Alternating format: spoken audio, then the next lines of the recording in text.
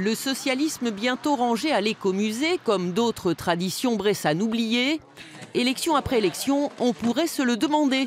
À la dernière présidentielle, le FN ici a battu des records. Cette fois, la candidate de La République En Marche arrive largement en tête. Élus ou militants du PS, tous accusent le coup, encore une fois.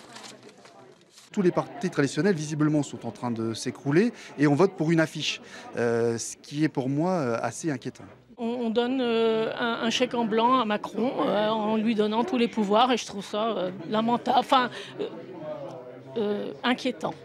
Catherine Gabrel, 226. Une déconvenue de plus pour les socialistes bressans, tous unis pour faire gagner Arnaud Montebourg à la primaire socialiste et depuis divisés, avec même un président de section tenté par l'insoumission.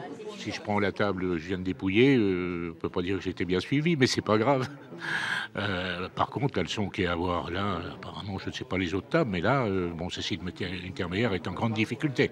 Bon, Jean-Michel, tu arrives avec ta télé? La poisse jusqu'au bout. Pas d'image pour suivre la soirée, le son suffira pour savoir que les mauvaises nouvelles s'enchaînent pour leur famille politique. Mais pas de quoi couper l'appétit à la petite troupe d'irréductibles socialistes. La politique, ça reste 5 minutes, il faut quand même manger. Hein. Ah, bah tu vois. Donc Philippe est râpé. Philippe est râpé. Christophe est râpé. Cécile, ça tient bon.